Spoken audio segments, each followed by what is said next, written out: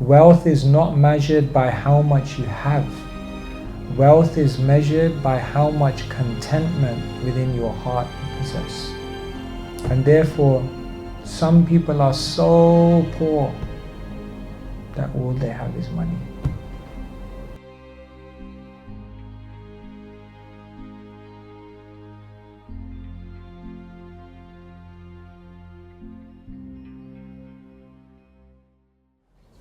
My parents always told me, stay away from those guys in orange.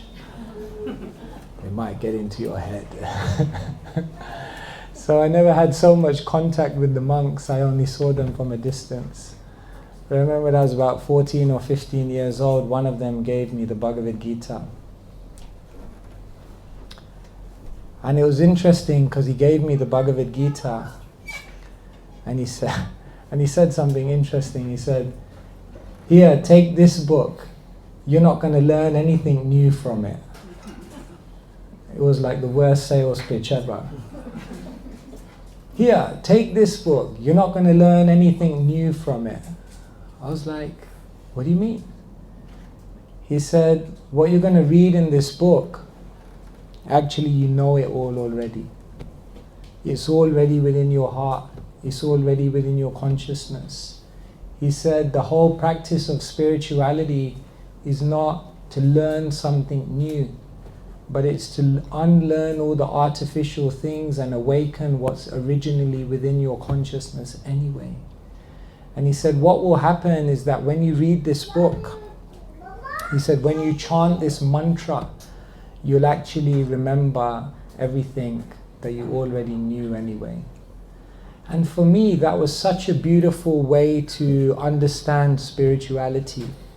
Because sometimes we come into a spiritual practice or we come into a spiritual community and we think we're changing into something new. But actually, real, authentic spiritual community means a place where you can come and actually find your real self.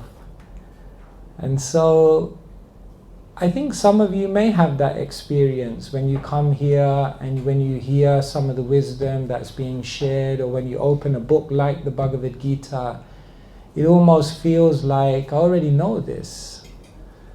One English writer said, "The ancients stole my best ideas." Well, not exactly. Maybe they had them before you. So therefore, it's very, very beautiful, the opportunity to come here and reconnect with our original nature.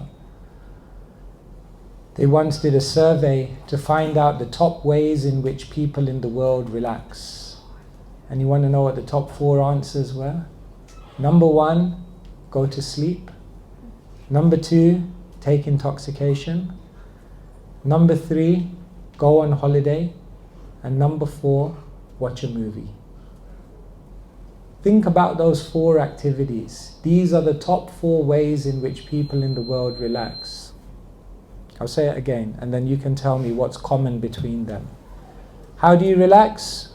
Watch a movie, go on holiday, take intoxication, go to sleep. Distraction. Away from reality. Away. Illusion. Escape. Every one of those activities is an escape. When you watch a movie, you escape your life. When you take intoxication, you escape. All of them, an escape. But a permanent escape? No. How long can you sleep for? My record is 14 and a half hours at university. How long does a movie go on for? How much of your year can you spend on holiday? And you may take intoxication, but there's the morning after, the night before. And therefore, it's very, very interesting that everyone is actually trying to escape. Why? This is life. Maybe this is not life. Maybe the sages tell us this is not the real world. Maybe the sages tell us this is the reflection of a real world. Maybe the sages tell us this is the matrix. In the 15th chapter of the Bhagavad Gita, Krishna explains that this world is like the reflection of a banyan tree in water. If you search for fruit in the reflection, you'll end up frustrated and drenched. And therefore, instead of searching for dreams in the illusion, the Bhagavad Gita recommends that we search for reality in eternity. Imagine if we would do that. Instead of searching for an ethereal dream here, we search for reality in the eternal abode or the eternal world. And so it's very, very interesting. Again, I'm just kind of opening up some ideas that basically the Bhagavad Gita is teaching us what we already know intuitively. Everyone's trying to escape. And the Bhagavad Gita says, yes, of course you're trying to escape, because every single person is a spiritual being. And right now we're living in a material world. But in a material world, we can't satisfy our deepest desires. Another thing we already know, I'll give you an example. How does every single fairy tale end? They lived happily ever after. Now it's very interesting, in the Bhagavad Gita, Krishna says the soul has three qualities. In Sanskrit, Sat, which means eternity, Chit, which means awareness or life, and Ananda, which means happiness. Every single fairy tale ends, we lived, Chit, awareness, happily, Ananda, bliss, ever after, Sat, eternity. What the Bhagavad Gita is teaching, everyone already knows. This is not new. The Bhagavad Gita teaches us that we are not this body, we're the soul. It's amazing that we all intuitively know that, whether one says it or not. Because every time they talk about their identity, they say, my body, my mind, my brain, my heart. That means you're something beyond the body, beyond the heart, beyond the brain, beyond the mind. You're the owner of all of that. We say it like intuitively, it just comes from our mouth. When someone dies, we say intuitively, they've passed away. Who's passed away? The body is there? No, they've passed away. Very, very interesting. It's very interesting also when someone, if I would say, point to yourself. Generally, most people would go like this, isn't it? They go to the heart region. In the Bhagavad Gita, Krishna explains that the soul is situated within the heart. Interesting how the hand intuitively moves there.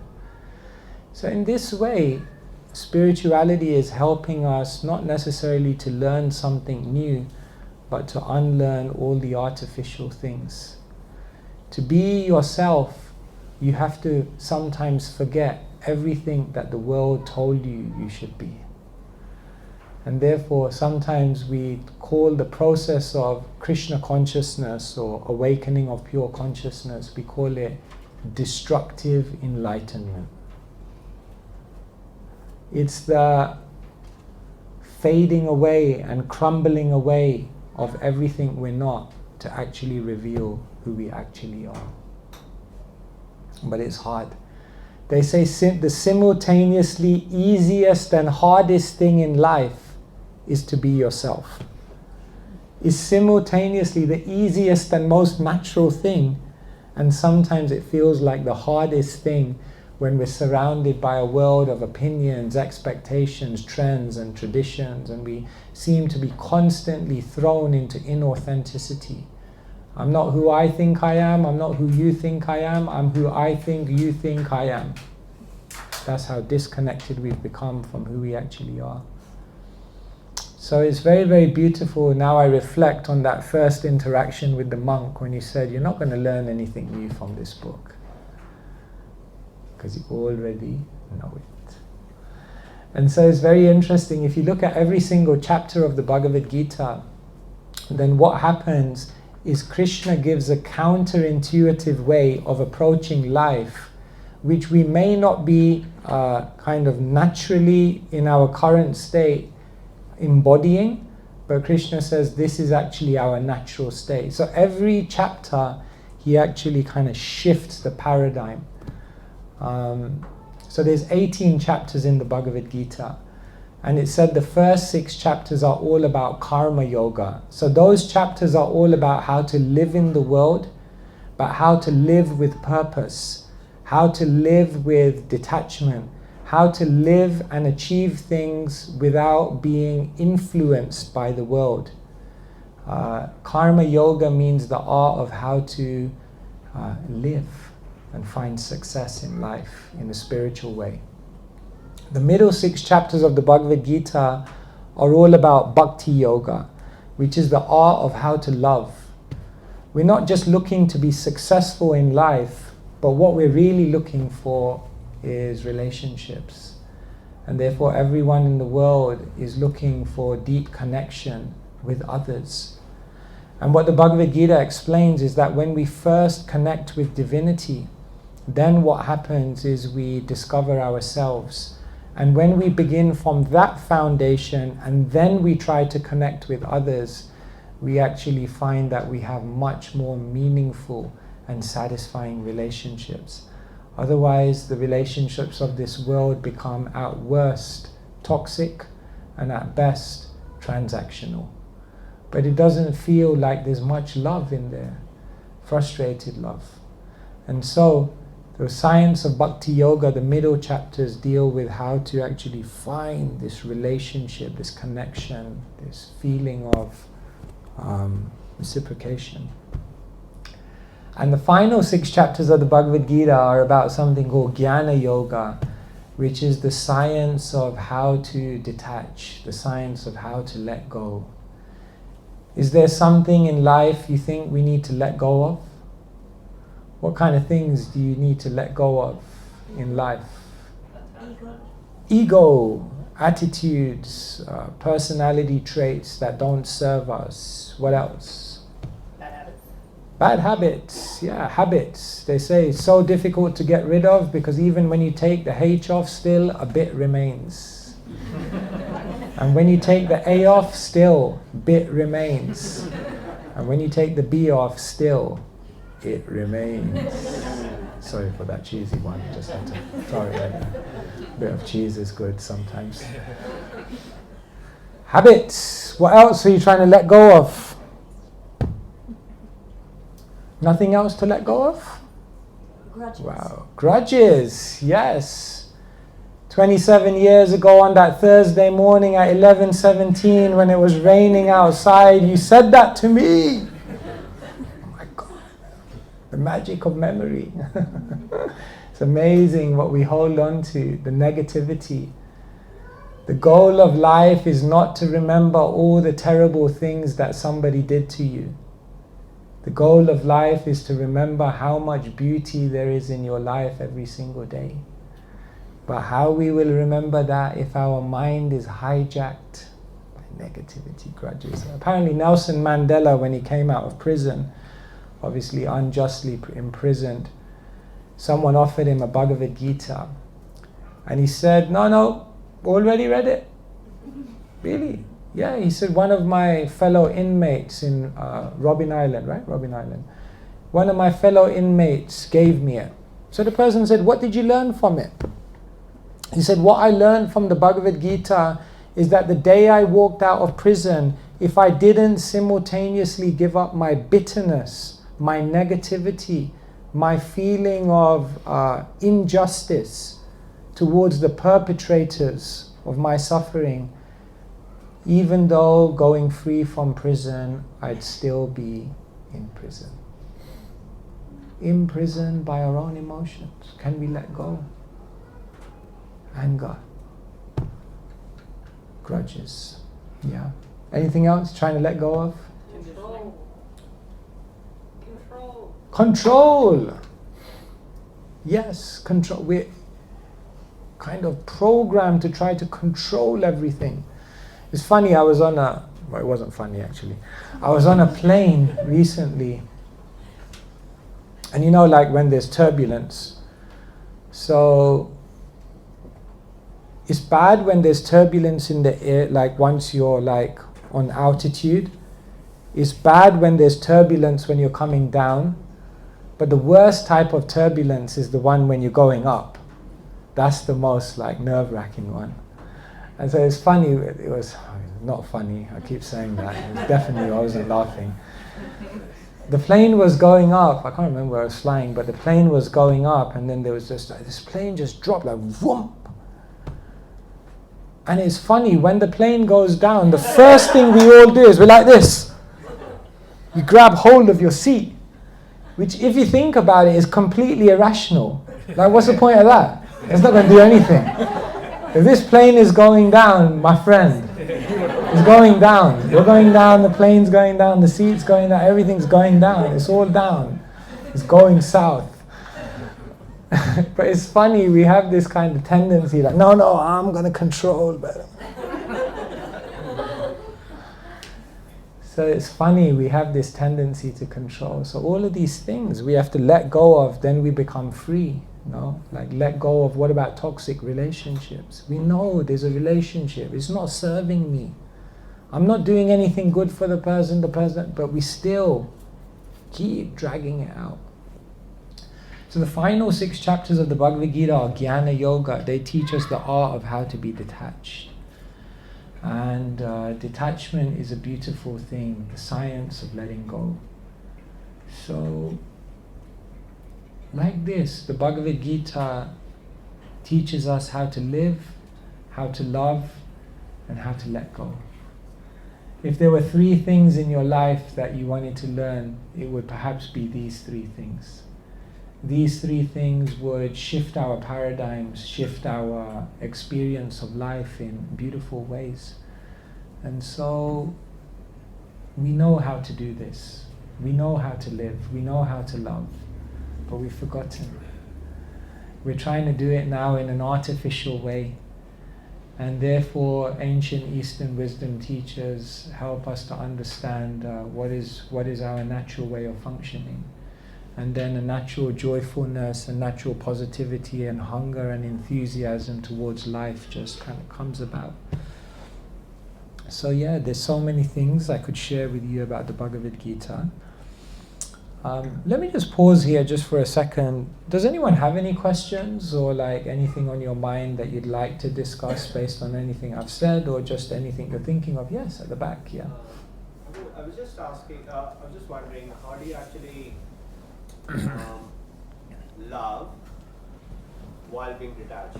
So, is it Yeah. the balance, or is it? How do you love and at the same time be detached? Because it also almost seems like those two are juxtaposed. Can they actually go hand in hand? Can you love someone and at the same time be detached? When we talk about detachment, we don't mean coldness. We don't mean hard-heartedness. We don't mean indifference. To be detached means to know how much I can do and when to let go of something. Therefore, there's a difference between being affectionate in a relationship and being attached. In every relationship, there needs to be affection. But in a relationship, when there's attachment, then that affection is taken to a degree which actually becomes counterproductive to each other's well-being. So the idea is that yes, in relationships you have to be affectionate, you have to give your heart, you have to actually feel for the other individual, but not to such an extent that you forget the bigger picture. Have you noticed how sometimes in relationships people become so seemingly affectionate that they become attached, and then their affection actually causes someone to suffer? Say for example, if you're in a relationship and someone is doing something self-destructive, but your so-called affection for them is so great that you can't actually help them to overcome that, then what happens is your affection has now turned into an unhealthy attachment, which means that it's not actually helping either you or them or the relationship to grow. And so for sure, for love to be there, there has to be affection, but affection with knowledge, affection with wisdom, affection with perspective. And then we avoid that affection going into an attachment which is beneficial for no one. Does that kind of make sense? It does. Yeah, thank you so much. Anyone else would like to ask any questions? Or do you want me to speak a little bit more? Or? Yes. All right. They're not paying me enough.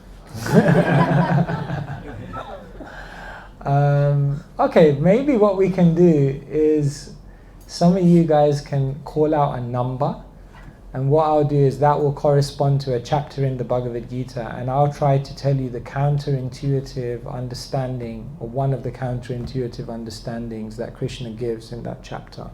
We can do a few chapters and see whether that may spark some thoughts within you. I'm going to give us a number between 1 and 18. 9.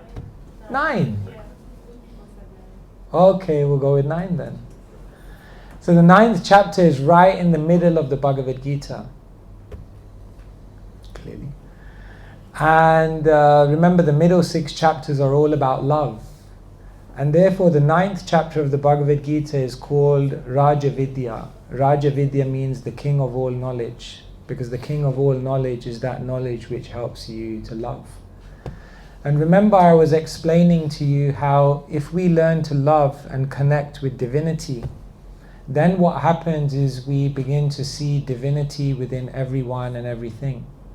And therefore, when we shine and direct our love towards divinity, actually what happens is you begin to love everyone and everything automatically. It's like watering the root of a tree. By putting the water in that one place, all the branches become satisfied. Therefore, one who loves God will love their family. They won't just love their family, they'll love their community. They won't just love their community, they'll even love strangers. They won't even just love human beings, they'll love animals. And they won't even just love animals, they'll love the earth. You can't be a spiritualist and at the same time trash the earth, because the earth is divine. Therefore, when we direct our love towards divinity, then what happens is our love expands in all directions. And so the 9th chapter is teaching us how we awaken that relationship of love with divinity. And the lesson given in the 9th chapter is that the world generally teaches us, ask God for what you want, isn't it? That's generally how we're taught in religion to approach God. Approach God with a shopping list. I know I'm a sinner, but make me a winner. You know, like we ask for all kinds of things from God, right? A house by the sea, a color TV, all through spirituality, but not very spiritual. So we tend to go to God with a shopping list, a series of demands. But what the 9th chapter teaches us is don't ask God for what you want, but rather lovingly serve God what He wants. Once a teacher asked his student, or a student asked his teacher, what's the difference between loving and liking? So the teacher said, you see that flower? If you like it, then you'll go up to it, you'll pick it, you'll smell it, you'll enjoy it, and then you'll discard it. But if you love it, then you'll go up to it, you'll protect it, you'll nourish it, you'll water it, you'll care for it till it manifests its beauty, its fragrance, and its color. That is the difference between loving and liking. And therefore, oftentimes in relationship with divinity, it becomes very transactional. Whereas when one begins to enter a relationship with divinity in complete selflessness, with no agenda, then what happens is that divinity becomes incredibly active within someone's life, and that love then goes to superlative degrees. And so the basis of any deep relationship is the amount of selflessness in that relationship. Oftentimes our teacher, he would say the purest type of love in the world is the love of a mother. And in my life I thought about that. In my life, all my relationships changed. Practically every single relationship. The only relationship which is exactly the same is the relationship with my mum. It doesn't matter if you're a Swami and you turn up at home with one of these sticks. When you're in front of your mum, you're just a kid. Like, this doesn't matter. Your mum sees you exactly the same. So, why is the relationship and love of a mother so deep? Because it's completely selfless. A mother sacrifices so much to take care of the children. And so, any relationship, not just a relationship with divinity, but even our relationships of this world, are proportionate to how much we think of the other person rather than thinking what we can get from them. And so the 9th chapter of the Bhagavad Gita kind of gives us that counterintuitive approach. Don't go to God and ask God for what you want, but rather go to God and ask what He wants. Don't look to take, look to give. Don't look to enjoy, but look to serve.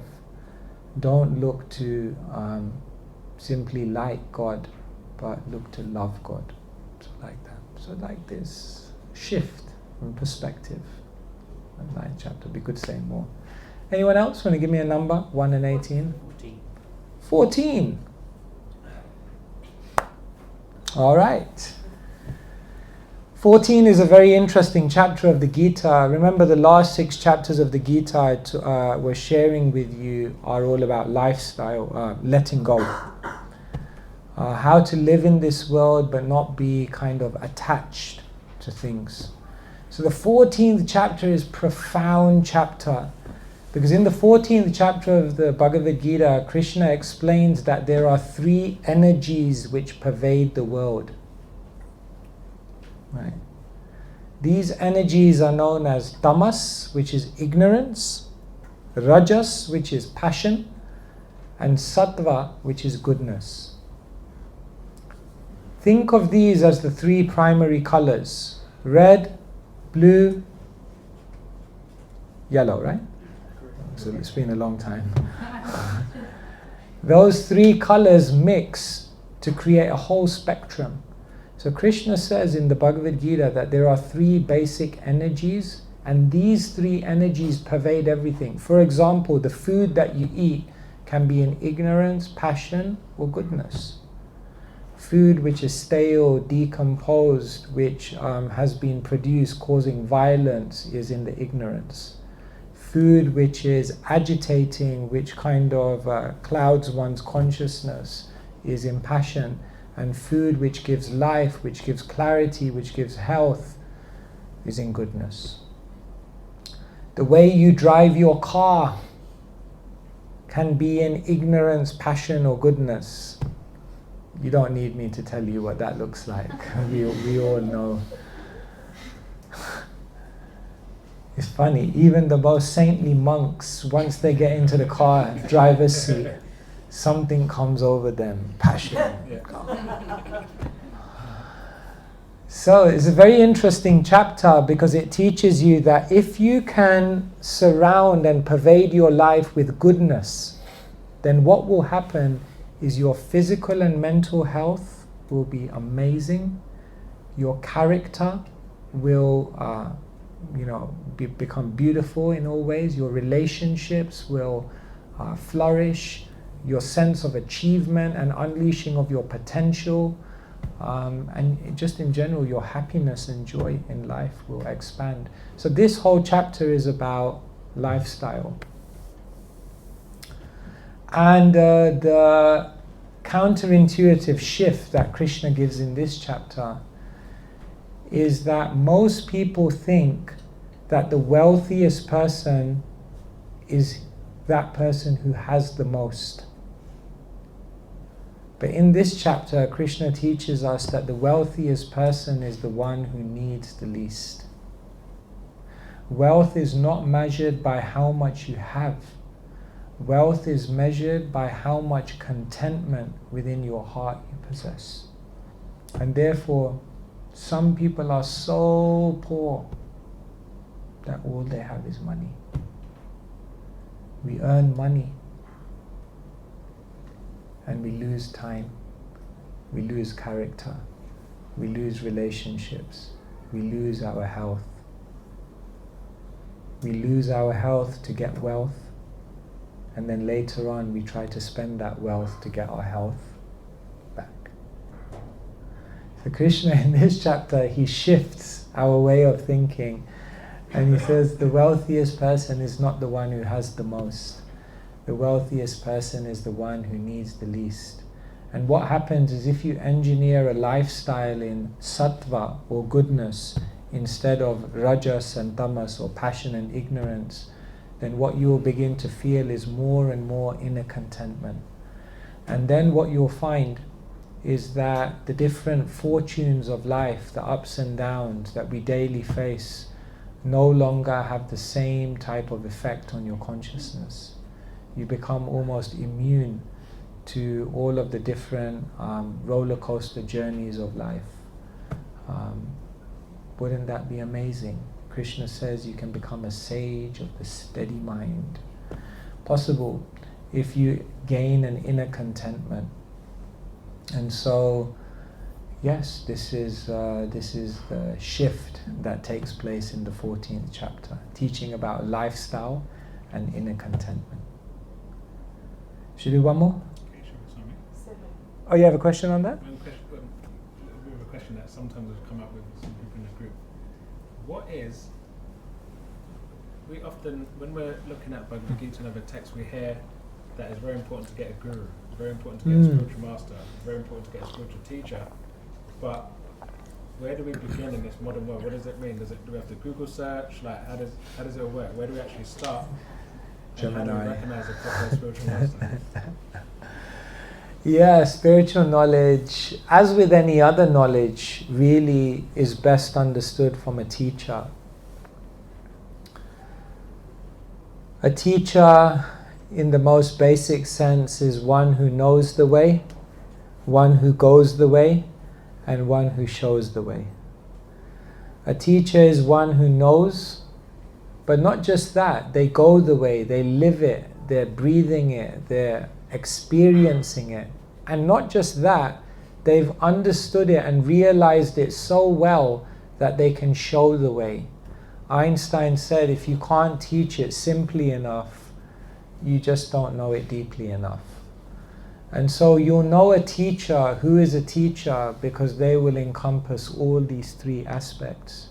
So yes, you can learn something from a book. You can learn definitely something from GPT. You can definitely learn something from Google searching it or whatever. But when you have a living person who knows it, who goes it, and who can show it, that is very powerful. When I was 15, I started reading the Bhagavad Gita, and I kind of read it for 2 years, kind of by myself, like here and there. And then I went to one class. It was like I went to one class like this, something like this. And I learned more in 1 hour than I did in like 2. It was so humbling. I was just like, oh my God. And then I realized, yeah, you need to learn in company. You need to learn with others who are searching and who are experiencing. So, yeah, I think it's just trying to meet spiritually minded people, genuine people. I think it's about asking questions as well. Spiritual knowledge is understood best when you ask questions. Einstein said, never stop questioning. Curiosity has its own reason for existing. And perhaps in life we don't ask enough questions, isn't it? When you're a kid, kids always ask questions like, can you do this? Why? Can you do this? No, why? Because of this. Why? Just do it, for God's sake. Kids are always asking why. It's interesting. But when we get older, we stop asking why. We just kind of like, yeah, anyway, that's what everyone's doing. Let's just go. We tend to be less explorative, is that a word? I don't know. Exploratory, yeah, there you go. So, yes, we want to have a teacher, and Krishna says when you come to a teacher, then there are 3 qualities. He says in a beautiful verse, Tadvidi pranipatena pariprashnena sevaya upadekshanti te jnanam jnaninas tattvadarshina. He says if you want to learn spiritual wisdom, go to a teacher. And what should you do? Pranipat. The first thing is you have to be humble. In colloquial English, if someone's proud, we say they're full of it. So when we're proud, it's like there's no more room for anything new to come in. So when we come in front of a teacher and we're kind of like, okay, well, I think I know it all already. There's not much room, so therefore humility is incredibly important. And then Krishna says, pariprashna, which means ask questions, like we just mentioned. And the third thing Krishna says is seva. This is an interesting one. Krishna says, serve the teacher. In other words, when you have a relationship with the person you're learning from, when you serve them and approach and create a heart-to-heart connection, then what happens is they reveal more from their heart. And then you learn more. And so it's a very, very beautiful relationship. So yeah, in your journey you can have many teachers, and that will be very wonderful. That will expand our knowledge in beautiful ways. Is that okay?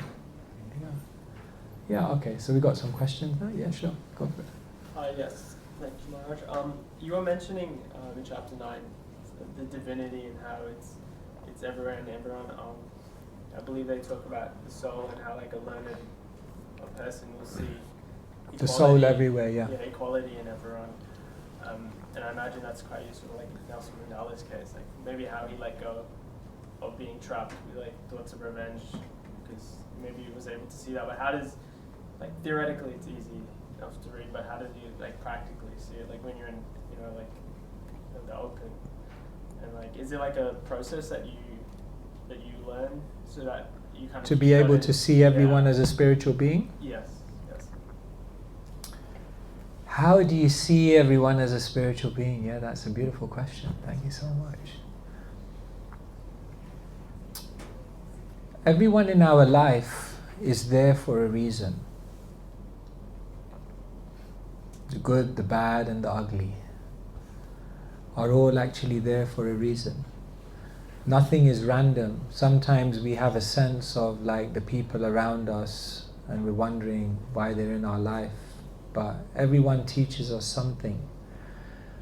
A spiritualist is able to see everyone as a spiritual being because what they can see is that everyone is actually helping me. Amazingly, a spiritual person even sees that people who sometimes are negative and who seem to do unfavorable things to them, even they're helping them. In other words, when we begin to see that there is a lesson and a gift from every single living being, then what happens is we don't see them as material, we see them as spiritual, we see them as messengers of divinity. And therefore, in that way, a spiritualist doesn't see anyone as material, anyone as random, anyone as some kind of, but they see that everything is purposeful, everything is meaningful, and everything is valuable. And so, is kind of amazing to think, but spiritual people, even the people who cause them harm, they actually hold no animosity towards them. That's amazing. There's an ancient verse in Sanskrit, it goes like this: Titikshava karunika surida sarvadehinam ajata shatrava shanta sadhava sadhubhushana. Sadhu in Sanskrit means an accomplished spiritualist. And this verse is giving the qualities of an accomplished spiritualist. And the second line says, Ajata Shatru. An accomplished spiritualist is one whose enemy was never born. Imagine you would live life with no enemies, no enmity, no animosity, no sense of negativity towards anyone. A spiritualist is like that because he sees that everyone, or she sees that everyone is teaching me and giving me a gift which can nourish my spirituality. And in that sense, everyone is spiritual. So yeah, this is where actually spirituality gets really interesting. Because what it does is it transforms your consciousness in such a way that you begin to look at everything completely differently. And that's actually when it gets exciting. Some thoughts. Hope that helps. Thank you. Was there a hand here? Oh yes. Hare Krishna Maharaj. When growing up, you've learned so many habits and there's so many things that you learn. And when you enter Krishna consciousness, it's that you have to unlearn everything that you already know. And it's very difficult. For example, in hospital, they say that when anybody is falling, you just have to step back. But as a reflex, you just go and hold them. That's the first response that you give. Similarly, when we enter spirituality, how do we unlearn things that we already know so that there's space for new things to come in? Thank you so much. It's interesting, in psychology, they say the transformation of consciousness goes through 4 stages. It begins with unconscious incompetence. We're doing something wrong and we don't even know. The next stage of development is conscious incompetence. You're doing something wrong, but at least you know now. The third stage is conscious competence. You start doing the right thing, but you have to focus, and do it consciously. And then the final stage is unconscious competence. You just do it naturally. You don't even think about it. It's just naturally. So evolution of our character into unconscious competence, or where we want to be, has to go through stages. Sometimes we get frustrated. Why am I not like this naturally? But the fact that, for example, we have anger within us and now we're uncomfortable about having anger, even that shows that we've advanced, we've progressed, because now we're at least consciously incompetent. And then sometimes you think, I have to force myself to be tolerant, and we think, I'm not changing, but now you have changed because you're in conscious competence. So what happens is that when we continue embracing the most natural way of living, which Krishna explains in the Gita, sattva and living in goodness and having those habits is actually completely natural. But in the beginning, it takes time. It takes time to learn to be natural. It almost sounds like an oxymoron. You have to learn to be natural. What do you mean, learn to be natural? Yes. Like we all have an innate capacity to walk, right? But when you're a kid, your mom has to hold your hand and say okay, come on, and then you fall down. But we all have that capacity, but we just have to learn and reawaken that capacity. So yes, these habits are there and it takes time to change habits, but the more that we immerse ourselves in the most natural way of living, it actually, like I said, we recollect, we remember, we realign ourselves with our original nature. And then what you'll see is that it just becomes all of these things, like waking up early, for example. You know, when the alarm goes off. But it's interesting, now as a monk, I've lived, you know, whatever it is, 25 years now. And you just can't bear to just like oversleep. It's just like, it's the worst thing. It just becomes so natural, like, yeah, let's go, man, it's the morning. So, but it wasn't always like that, I can tell you. I can tell you, it wasn't always like that. But now it's like, yeah, why would you? So it's built within us. We have this capacity for all of this, but we have to remember it. So, anyway, some ideas. Hopefully that helps in some way. I don't know how we're doing in time. Yeah, I think there are more hands, but I think call it a day here.